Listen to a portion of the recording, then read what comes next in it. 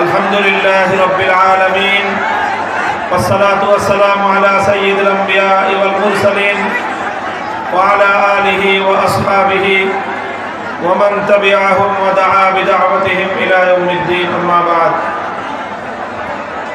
أعوذ بالله من الشيطان الرجيم بسم الله الرحمن الرحيم ولا تركنوا إلى الذين ظلموا فتمسكم النار صدق الله العظيم বাংলাদেশ খেলাফত মজলিস নান্দাইল উপজেলা শাখা কর্তৃক আয়োজিত আজকের এই গণসমুদ্রে পরিণত হওয়া গণসমাবেশে উপস্থিত সংগ্রামী সভাপতি, উপস্থিত বাংলাদেশ খেলাফত মজলিস ও সহযোগী সংগঠন সমূহের বাংলাদেশ খেলাফত যুব মজলিস ও অন্যান্য সহযোগী সংগঠনের কেন্দ্রীয় জেলা ও উপজেলা নেতৃবৃন্দ, থানা নেতৃবৃন্দ, সমবেত বিভিন্ন অঞ্চল থেকে আগত আমার প্রাণপ্রিয় সংগঠনের নেতাকর্মী ও সর্বস্তরের তৌহিদি জনতা, নান্দাইলবাসী, সর্বপ্রথম আজকে আমি আপনাদেরকে অভিনন্দন জ্ঞাপন করছি যে আজকে এই সমাবেশে আপনাদের এই বিপুল পরিমাণের উপস্থিতি বাংলাদেশে ইসলামী বিপ্লবের সম্ভাবনাকে শক্তিশালী করেছে।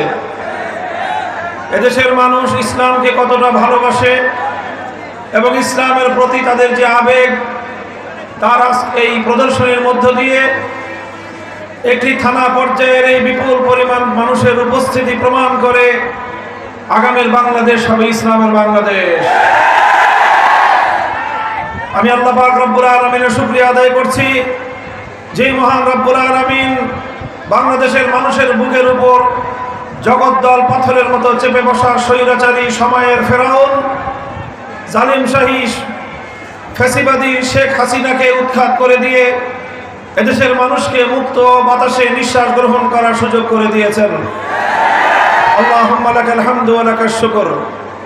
আজকের এই সুবর্ণ সময়ে স্মরণ করছি সেই সকল শহীদানদেরকে যাদের রক্তের বিনিময়ে অর্জিত হয়েছে 5ই আগস্টের এই মহান স্বাধীনতা।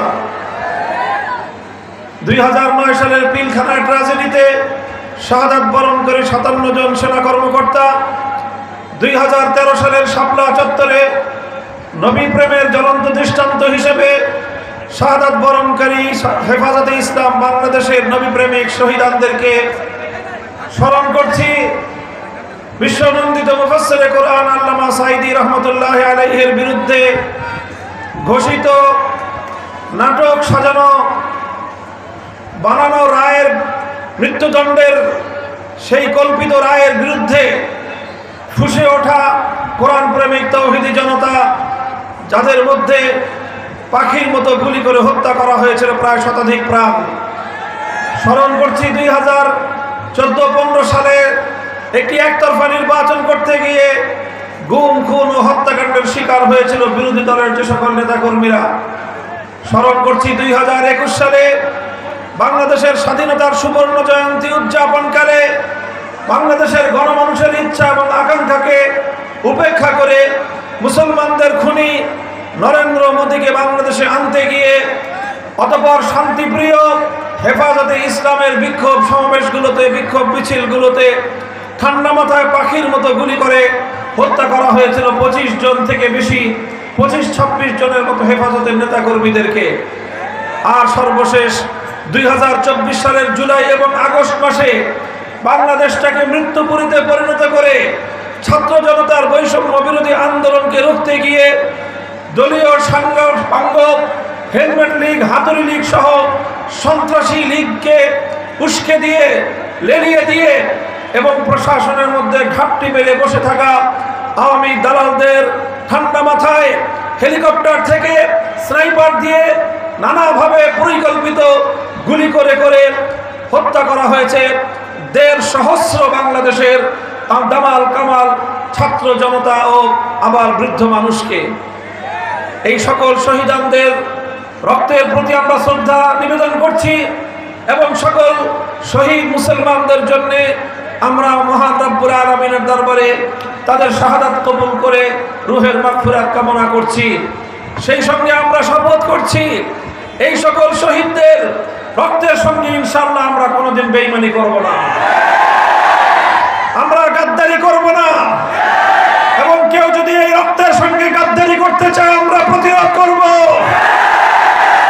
যে জাতি তার শ্রেষ্ঠ শহীদদের প্রতি শ্রদ্ধা বজায় রাখতে পারবে না, সে জাতি তাদের স্বাধীনতা রক্ষা করতে পারবে না। এজন্য আজকে শপথ নিতে হবে, আগস্ট বিপ্লবে যারা শাহাদাত বরণ করেছেন, আল্লাহর নবীর ইজ্জতের হেফাজত করতে গিয়ে 2013 সালে যারা শাহাদাত বরণ করেছিলেন, সেই শহীদদের আত্মার শান্তির জন্য আমরা তাদের অভিপ্রায়, তাদের ইচ্ছা এবং আকাঙ্ক্ষিত একটি সোনার বৈষম্যহীন বাংলাদেশ গড়ে তুলব ইনশাআল্লাহ।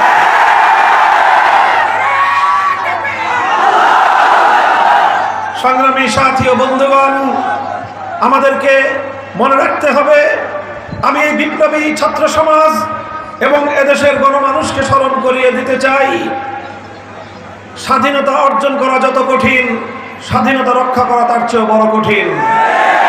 স্বাধীনতা অর্জন করে যদি রক্ষা করা না যায়, এটা হবে আমাদের জাতির জন্য চরম দুর্ভাগ্যজনক এবং একটি চরম ব্যর্থতার বিষয়। কাজে আজ এই জাতির মধ্যে আমাদেরকে শপথে বলিয়ান হতে হবে, যে কোনো মূল্যে সহস্র শহীদের রক্তের বিনিময়ে অর্জিত এই স্বাধীনতাকে আমরা অটুট এবং অক্ষুণ্ণ রাখবো ইনশাআল্লাহ। 1971 সালে হাজারো শহীদের রক্তের বিনিময়ে 71-এর যে মুক্তিযুদ্ধ হয়েছিল, 16ই ডিসেম্বর 1971 সালের ঐতিহাসিক বিজয় অর্জন করার অল্প কয়েক মাসের মধ্যেই এদেশের মুক্তিযুদ্ধে আত্মদানকারী সকল শহীদদের শাহাদাতের প্রতি বৃদ্ধাঙ্গুলি প্রদর্শন করে বাংলাদেশের হাজার বছরের ইতিহাস এবং ঐতিহ্যকে ভুলুণ্ঠিত করে অন্য আরেকটি দেশের সংবিধানের মূল নীতিগুলোকে একটি প্রেসক্রিপশনের মাধ্যমে বাংলাদেশের জাতির উপর সংবিধান আকারে চাপিয়ে দেওয়া হয়েছিল। 72 সালে একটি নতুন চেতনা গড়ে উঠেছিল। সেই 72-এর চেতনাকে 1924 সাল পর্যন্ত আওয়ামী ফ্যাসিবাদী শক্তি 71-এর চেতনা বলে চালিয়ে দেওয়ার চেষ্টা করেছে। 71-এর চেতনা ছিল ইনশাআল্লাহর চেতনা, 71-এর চেতনা ছিল আল্লাহর জমিনে কোরআন সুন্নাহ বিরোধী কোনো আইন তৈরি না করার চেতনা। কিন্তু 71-এর চেতনাকে ছিনতাই করে 72-এর চেতনাকে 71 নামে বাংলাদেশের মানুষের উপর চাপিয়ে দিয়েছিল এই শেখ হাসিনা এবং তার দোসরেরা।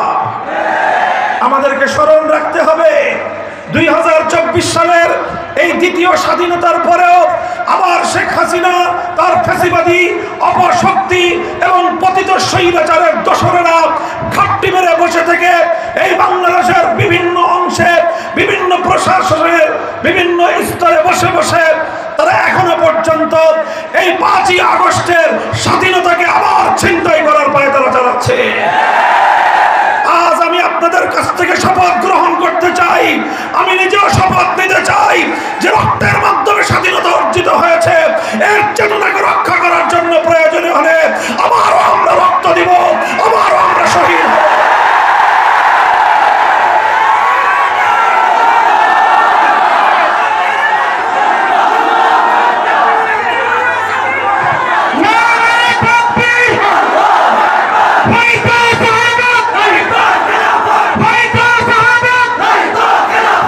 সংগ্রামী সাথী ও বন্ধুগণ, একথা পরিষ্কার মনে রাখতে হবে, 2024 সালের জুলাই এবং আগস্ট বিপ্লবের যেই প্রধান শক্তি ছিল আমাদের, সেটা হলো শেখ হাসিনা এবং তার দোসরদের বিভাজনের রাজনীতিকে উপেক্ষা করে বাংলাদেশের মানুষ ঐক্যবদ্ধ হতে পেরেছিল।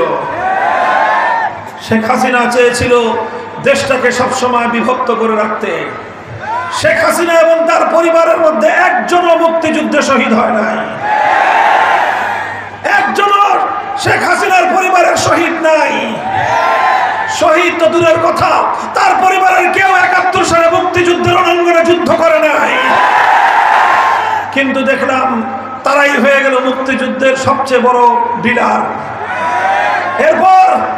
এরপর দেখলাম বাংলাদেশকে বিভক্ত করবার তাদের পায় তারা, যারাই তাদের রাজনীতির কথা না শুনে, যারাই তাদের সঙ্গে একমত পোষণ না করে, শোষণের বিরুদ্ধে রুখে দাঁড়ায়, যারাই তাদের ফ্যাসিবাদের বিরুদ্ধে রুখে দাঁড়ায়, যারাই তাদের জুলুম শোষণের বিরুদ্ধে লড়াই করতে ময়দানে নামে, তাদেরকে রাজাকার বলে আখ্যায়িত করার ষড়যন্ত্র।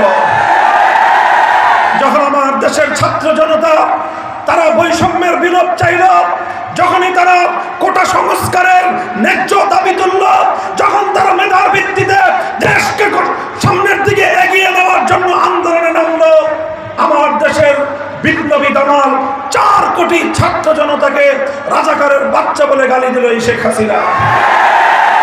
আমার দেশের দামাল ছেলেরা বলল, অধিকার চাইলে যদি রাজাকার হতে হয়, বৈষম্যের বিরুদ্ধে লড়াই করলে যদি রাজাকার হতে হয়, জুলুমের বিরুদ্ধে যদি কথা বললে রাজাকার হতে হয়, প্রতিটি শিক্ষাঙ্গন থেকে আওয়াজ উঠল, আমি কে তুমি কে।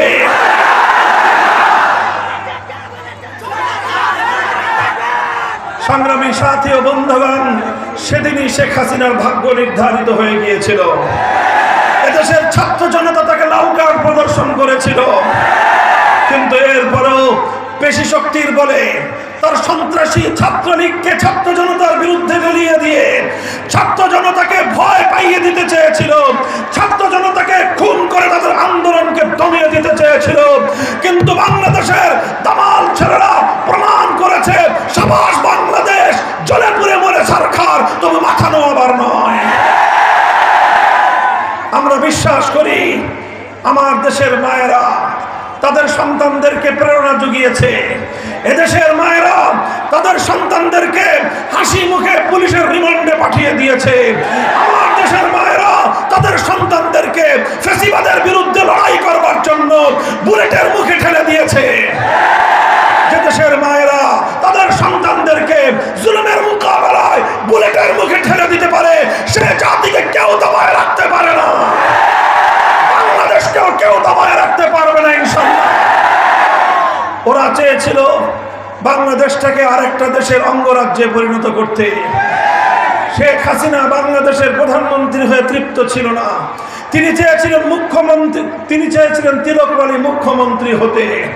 বাংলাদেশের মানুষ বলেছিল, আমরা আমাদের ক্ষমতার মস্তদে একজন স্বাধীন প্রধানমন্ত্রী দেখতে চাই, তিলকবালী মুখ্যমন্ত্রী আমরা চাই না। আমরা চাইলাম প্রধানমন্ত্রী, তিনি হতে চাইলেন মুখ্যমন্ত্রী।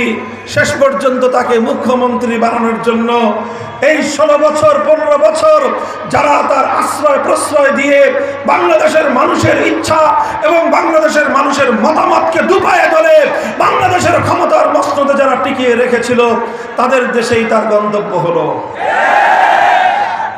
এতে আমাদের আপত্তি নাই, কারণ 15টা বছর এই শেখ হাসিনা এবং তার সরকার একতরফা ভাবে তোমাদের স্বার্থ রক্ষা করেছে। আর তোমরা এদেশের মানুষের সঙ্গে বন্ধুত্ব চাও নাই, তোমরা বন্ধুত্ব চেয়েছিলে শেখ হাসিনার সাথে। তোমরা এদেশের মানুষের মতামতের গুরুত্ব দাও নাই, তোমরা দিয়েছিলে শেখ হাসিনার মতামতের গুরুত্ব। তোমাদের কাছে বাংলাদেশের মানুষের ইচ্ছার কোনো মূল্য ছিল না, তোমাদের কাছে মূল্য ছিল তোমার আর তোমার দেশের স্বার্থের। তুমি যদি তোমার দেশের স্বার্থের জন্য আমার দেশের মানুষের উপর তোমার ইচ্ছাকে চাপিয়ে দেওয়ার চেষ্টা করো, আমরা আমার দেশের মানুষের ইচ্ছাকে রক্ষা করার জন্য তোমাদের সঙ্গে আমরা লড়াই করতে প্রস্তুত।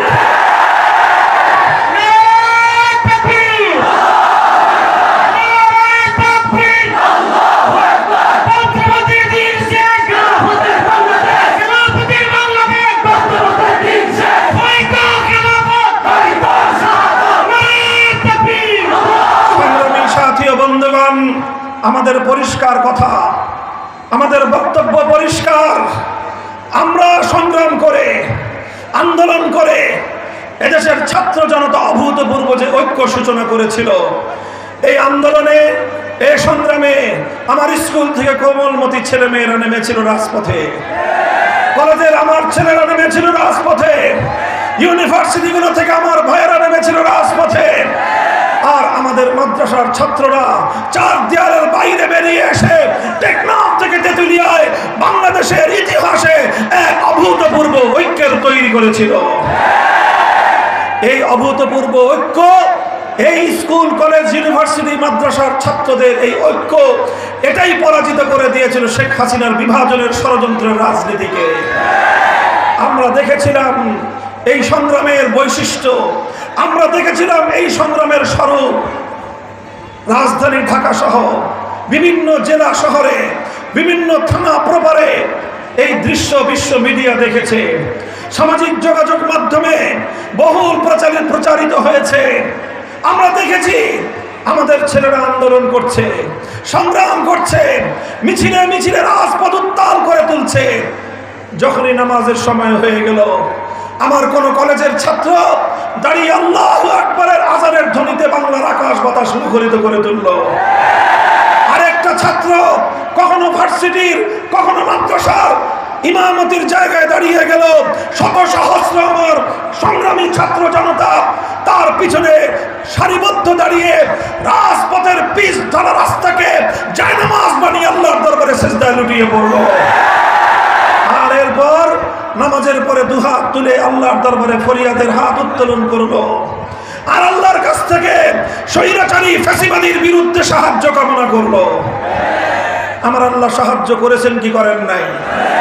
আল্লাহর সাহায্য যখন আসলো, শেখ হাসিনা যাদেরকে রাজাকারের বাচ্চা বলে গালি দিয়েছিল, শেখ হাসিনা যাদেরকে উপেক্ষা করেছিল, শেখ হাসিনা যাদেরকে তুড়ি মেরে উড়িয়ে দিতে চেয়েছিল, সেই ছাত্র জনতার সঙ্গে যখন আমার আল্লাহর সাহায্য একীভূত হলো, শেখ হাসিনা বাংলাদেশ থেকে পালিয়ে যেতে বাধ্য হলো। শেখ হাসিনা বলেছিল শেখ হাসিনা পালায় না, বলেছিল, আপনারা শুনেছেন, বলেছিল।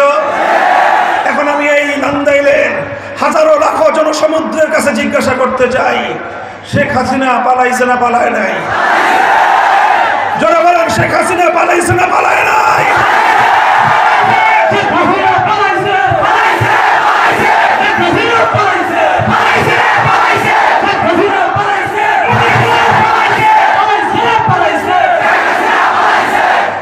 যারা শেখ হাসিনাকে নেত্রী মেনে রাজনীতি করেছিলেন, এখন তো অন্তত আপনাদের শুভবুদ্ধির উদয় হওয়া দরকার। শেখ হাসিনার কথায় আপনারা আমাদের বিরুদ্ধে মাঠে নেমেছিলেন, শেখ হাসিনার কথায় আপনারা এদেশের কোরআনের মাহফিলগুলোতে হামলা চালিয়েছিলেন, শেখ হাসিনার কথায় আমাদের কোরআনের মাহফিলগুলোতে 144 জারি করেছিলেন, শেখ হাসিনার কথায় বাংলাদেশের কোথাও আমরা কোরআনের মাহফিল করতে পারি না। এখন কি আপনাদের একটু বুদ্ধির উদয় হয়? আওয়ামী লীগের যারা আছেন, কিছু ভালো মানুষ যে আছেন এটা আমরা জানি। যদি কোনো ভালো মানুষ থেকে থাকেন, বিবেকের বদ্ধ দুয়ার খুলে দেন, নিজেকে জিজ্ঞাসা করেন শেখ হাসিনা নেত্রী হওয়ার কোনো যোগ্যতা রাখে কিনা। বাংলাদেশের মানুষ দেখেছে, অনেককেই আমরা দেখেছি যে তারা বিরোধী পক্ষের আন্দোলনের মুখে ক্ষমতা ত্যাগ করেছে, কিন্তু শেখ হাসিনার মতো এত ভিতুর ডিম বাংলাদেশে দ্বিতীয়টা জন্ম হয় না। আমরা দেখেছি 1990 সালে জেনারেল হোসেন মোহাম্মদ এরশাদ ক্ষমতা ছেড়েছেন, ক্ষমতা ছাড়তে বাধ্য হয়েছেন, কিন্তু তার নেতা কর্মীদেরকে অরক্ষিত রেখে তিনি দেশ ছেড়ে পালিয়ে যান না। তিনি বন্দিত্বকে বরণ করেছেন, বছরের পর বছর কারারুদ্ধ থেকেছেন, দেশ ছেড়ে জনগণকে ছেড়ে তিনি পালিয়ে যান না। তারপরে দেখলাম শেখ হাসিনার আরেকজন সমকালীন রাজনীতিবিদ বেগম খালেদা জিয়া, তিনি একাধিকবার আন্দোলনের মুখে পদত্যাগ করতে বাধ্য হয়েছেন, কিন্তু তিনি পদত্যাগ করেছেন 80 বয়সে, জীবন মৃত্যুর সন্ধিক্ষণে দাঁড়িয়েও দেশ ছেড়ে পালিয়ে যান না। কারাগারকে বরণ করেছেন, বছরের পর বছর মৃত্যুর মুখোমুখি হয়েও কারাগারে তিনি কারাগারকে পছন্দ করেছেন, কারারুদ্ধ থেকেছেন, তার দলের নেতা কর্মীদেরকে জনগণকে ফেলে তিনি পালিয়ে যান না। আওয়ামী লীগের যারা দলান্ধ তাদেরকে আমি কিছু বলি না। আওয়ামী লীগের যদি কোনো বিবেকবান মানুষ থেকে থাকেন, আপনি আপনার বিবেককে জিজ্ঞাসা করবেন আপনার নেত্রী কামটা করলো কি। আপনার নেত্রী তো একজন হোসেন মোহাম্মদ এরশাদের মতো হতে পারে নাই, আপনার নেত্রী একজন বেগম খালেদা জিয়ার মতো হতে পারে নাই। তিনি কি করেছেন? বাংলাদেশের ইতিহাসের সবচেয়ে দীর্ঘ সময়ের প্রধানমন্ত্রী হয়ে গোটা দেশের মানুষের মুখে চুনকালি মেখে দিয়েছেন। একটা দেশের প্রধানমন্ত্রী এত ভীতু হয়, এত ভীতু হয়, এটা শুধু আওয়ামী লীগের জন্য না, গোটা বাংলাদেশের জন্য আজকে সিসি হাসিনা।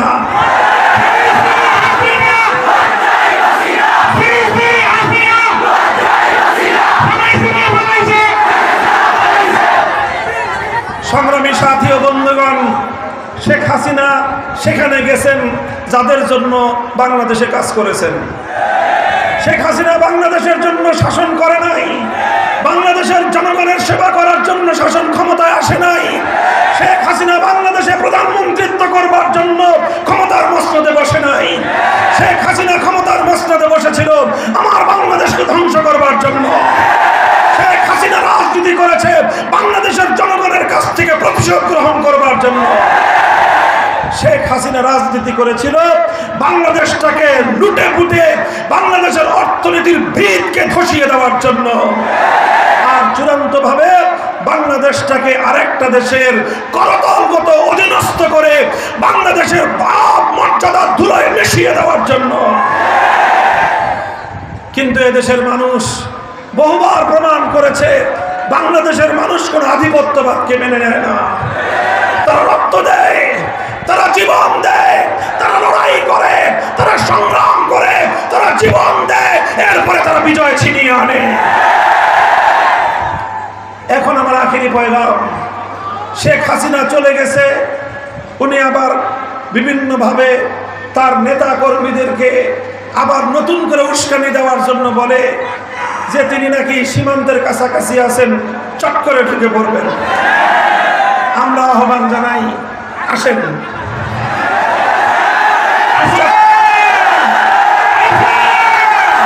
চট করে ঢুকে পড়বেন। পট করে এদেশের মানুষ আপনাকে কট করে নেবে। আপনি চট করে ঢুকে পড়বেন, পট করে এদেশের মানুষ আপনাকে কট করে নেবে। এদেশের মানুষকে নিয়ে আর সেই আপনার রাজনীতির খেলা খেলতে পারবেন না। আপনারা অনেক নাটক সাজিয়েছেন, প্রত্যেকটা জায়গায় আপনারা এই নাটক সাজিয়ে নায়ক নায়িকার অভিনয় করেছেন। বাংলাদেশে আর এই নাটকের রাজনীতি চলতে দেওয়া হবে না ইনশাআল্লাহ। শেখ হাসিনা সংখ্যালঘুদের বিরুদ্ধে সর্বদাই নাটকের রাজনীতি করেছে। শেখ হাসিনা আর তার দোসররা রাতের অন্ধকারে সংখ্যালঘুদেরকে কালনাগিনী হয়ে ছবল মারত, দিনের আলোতে ওঝা হয়ে ছাড়তে আসতো। এখন শেখ হাসিনাও নাই, আর সংখ্যালঘুদের উপর নির্যাতনের নাটকও নাই। আবার যদি শেখ হাসিনা আসবার সুযোগ পায়, আবার সে সংখ্যালঘুদেরকে নিয়ে খেলবে। সংখ্যালঘু হিন্দু বৌদ্ধ খ্রিস্টান ভাই বোনদেরকে বলি, আপনারা বুঝবার চেষ্টা করেন, শেখ হাসিনা আপনাদের কল্যাণকামী নয়, আপনাদের মাথা বন্ধক রেখে রাজনীতি করতে চায়। সংগ্রামী সাথী ও বন্ধুগণ, এদেশে সাম্প্রদায়িক সম্প্রীতির দৃষ্টান্ত আমরা স্থাপন করেছি, কথা বলেন ঠিক না বেঠিক? আমার দেশের আলেম সমাজ, হেফাজতে ইসলাম, বাংলাদেশ খেলাফত মজলিস সহ ইসলামী সংগঠনগুলোর নেতৃবৃন্দ, তাদের কর্মীরা বিগত 5ই আগস্টের পর থেকে সমস্ত সংখ্যালঘুদের তাদের উপাসনালয়, গির্জা, প্যাগোডা, মন্দিরগুলোকে পাহারা দিয়েছে। সেখানে কেন কোনো ধরনের অস্থিতিশীলতা যেন কেউ করতে না পারে, রাতের ঘুমকে হারাম করে এদেশের তাওহীদি জনতা সাম্প্রদায়িক সম্প্রীতি রক্ষা করেছে। আমরা সাম্প্রদায়িক সম্প্রীতির পক্ষে বিশ্বাসী, কিন্তু সাম্প্রদায়িক সম্প্রীতির কথা বলে কেউ যদি মুসলিম জাতি সত্তাকে ধ্বংস করতে চায়, সেই ষড়যন্ত্র আমরা প্রতিহত করতে প্রস্তুত। কাজেই এদেশের মুসলমানদের সেন্টিমেন্টকে, মুসলমানদের ইচ্ছাকে, মুসলিম জাতিসত্তার অভিপ্রায়কে ভুলণ্ঠিত করে কোনো রাজনীতি চলতে পারে না। অন্তর্বর্তীকালীন সরকারকে আমরা সহযোগিতা করেছি, সহযোগিতা করছি, আগামী দিনেও আমাদের সহযোগিতা করবার ইচ্ছা আছে। তবে ডক্টর ইউনূস সাহেবের এই অন্তর্বর্তীকালীন সরকার আমাদের কাছ থেকে সহযোগিতা নেওয়ার ইচ্ছাও তাদের থাকতে হবে। আমরা জানি না ওনাদের ইচ্ছা আছে কিনা, কিছু কিছু বিষয়ে আমরা সন্দিহান, আমাদের শঙ্কা জাগে। মনে হয় এই অন্তর্বর্তীকালীন সরকার এদেশের ইসলাম প্রিয় জনতার সাহায্য সহযোগিতা চান না। আমরা দুটি বিষয়কে আমি খুব গুরুত্বের সঙ্গে বলছি, উল্লেখ করছি। সরকারকে বলছি, এই দুই বিষয়ে আপনারা মনোযোগ দিন, অন্যথায় ভবিষ্যতের বাংলাদেশ কোন দিকে গড়াবে আমরাও বলতে পারি না। প্রথম হলো শিক্ষা ব্যবস্থা। আমার দেশের মুসলমানদের সোনামণিরা স্কুলে কলেজে কি পড়াশোনা করবে সেটা পাশ্চাত্যের ভাড়াটিয়া ওই কামরুল হাসান মামুন অথবা সামিনা লুৎফাদের মতো সমকামিতাকে প্রমোটকারীদের হাতে আগামী প্রজন্মের ভাগ্য আমরা ছেড়ে দিতে পারি না। আমার সন্তানদের ঈমান রক্ষা করবার জন্য আমরা যুদ্ধে যেতে প্রস্তুত। এই দুই কুলাঙ্গার, এদেরকে শিক্ষা কমিশন থেকে বাদ দিয়ে দেন। ইসলামী শিক্ষায় পারদর্শী ব্যক্তিবর্গকে শিক্ষা কমিশনে অন্তর্ভুক্ত করুন। এটা কিন্তু আমাদের কোনো আবদার নয়, এটা আমাদের স্পষ্ট দাবি এবং ঘোষণা। আমাদের দাবি শান্তিপ্রিয় থাকতে থাকতে কর্ণপাত করুন, আর নয় কিভাবে দাবি আদায় করতে হয় শাপলা চত্বরের সৈনিকেরা জানে। আর একটা কথা, সেটা হলো মানবতা বিরোধী অপরাধ দমন আইনের কিছু ধারা সংস্কার করে ট্রান্সজেন্ডার নামে সমকামিতাকে বৈধতা দেওয়ার একটা পায়তারা চলছে। আর একটা হলো ম্যারিটাল রেপ নামে, বৈবাহিক ধর্ষণ নামে একটা অপরাধ চিহ্নিত করার চেষ্টা করা হচ্ছে। আর একটা হলো জোরপূর্বক গর্ভধারণের নামে ঘরগুলোতে স্ত্রীদের উপর আল্লাহ প্রদত্ত স্বামীর কর্তৃত্বকে ধুলোয় মিশিয়ে দেওয়ার পায়তারা চলছে। মনে রাখবেন, এগুলো কোনো মুসলিম সমাজে, কোনো মুসলমানদের দেশে এই ধরনের অসভ্য বেরেল্লাপনা, বেহায়াপনার সুযোগ থাকতে পারে না।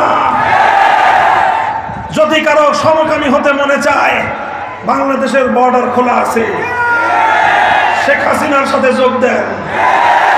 শাহজালালের বাংলাদেশ, এটা শাহ মাকদুমের বাংলাদেশ, এটা শাহপরানের বাংলাদেশ, এটা খানজাহানের বাংলাদেশ, এটা হাফিজ হুজুরের বাংলাদেশ, এটা আথার আলীর বাংলাদেশ, এটা শাইখুল হাদিসের বাংলাদেশ, এটা আল্লামা আহমদ শফির বাংলাদেশ, এটা আল্লামা জুনায়েদ বাবু নগরীর বাংলাদেশ, এটা আল্লামা মুহিবুল্লাহ বাবু নগরীর বাংলাদেশ। এই বাংলাদেশে সমকামিতা, মত বেহায়াপনাকে বরদাস্ত আমরা করব না। যদি এটাকে বৈধতা দেওয়ার নামে বাংলাদেশে কোনো অস্থিতিশীলতা সৃষ্টি করবার কেউ পায়তারা চালায়, আমরা তাদের বিরুদ্ধে যে কোনো প্রতিরোধ সংগ্রামের জন্য প্রস্তুত রয়েছি। যদি আবার শাপলা চত্বরে যেতে হয়, যদি আবার রক্ত দিতে হয়, আবার হোসেইনের মতো নতুন কোন কারবালা তৈরি করতে হয়, প্রস্তুত থাকবেন তো ইনশাআল্লাহ।